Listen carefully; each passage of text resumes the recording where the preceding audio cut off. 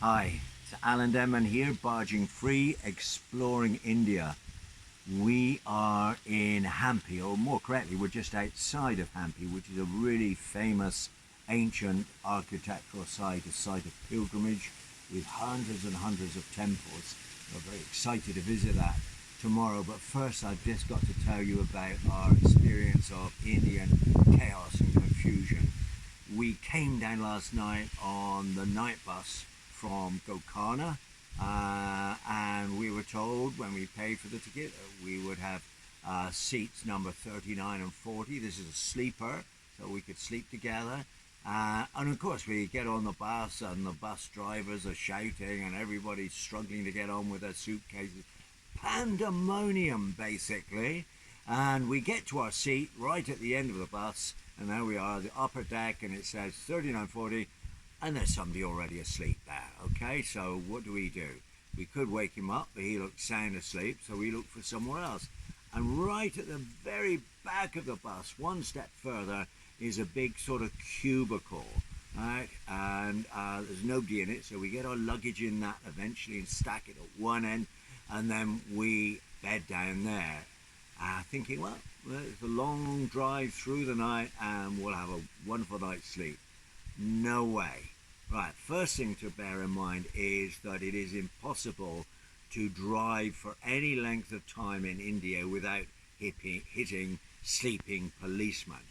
And bear in mind also that we are positioned over the rear wheels. And bear in mind also that Indian coaches and buses are probably not kept to a high standard, or let's say they're not brand new. So every time we went over a sleeping policeman, it was a great big jolt. Sometimes it was so big my head would hit the roof and then come down again. And then, it's overtaking something, so it blares its horn. And this went on all night. It was really a bit like being in an MRI scanner for 8 hours. So you imagine that, and you hear all these noises, and you're trying to sleep. Well, we did manage to doze a bit, that's something.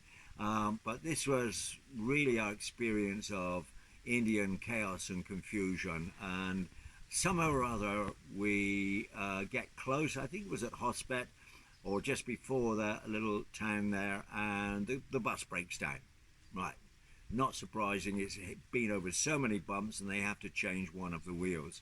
Anyway, we eventually get going. We're supposed to arrive at 7:30, and eventually we roll into the edge of the temple area at 9 o'clock. Our phone is dead. How do we phone our guide? We've booked a guide called Hanuman to meet us here at 7:30, but our phone is dead.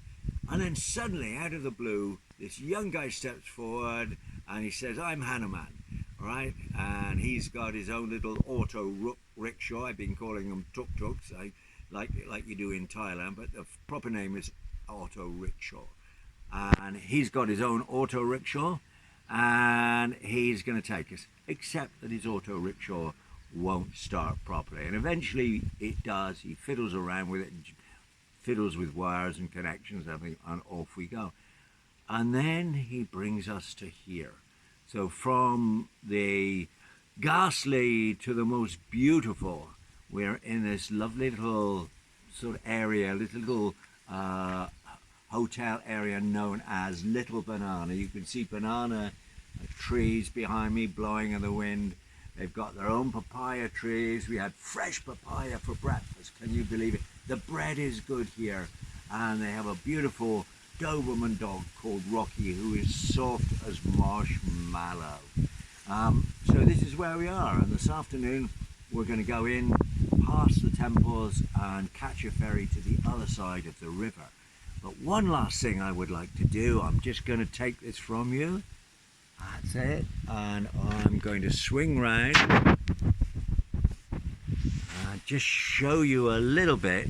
This is what we got. And we are paying roughly £12 a night for this. Just wait till you see it. And they've just built this. It's only in the last few months that the people here have built this. And here's something very nice about India, that we like this custom. You always take your shoes off before you enter a house. I'm just going to show you what our little bedroom looks like. And here you are. This is absolutely lovely. A lot of the places you see on offer may be cheaper than 1200, but they are very basic. A lovely bathroom as well. So it's beautiful. Now the only thing we need to be careful here in Hampi is not to drink the water, because it's famous for giving you the Delhi belly. And there we are.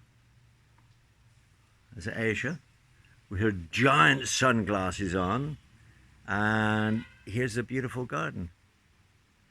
So that's it for me. All has ended well, and we are off to explore Hampi.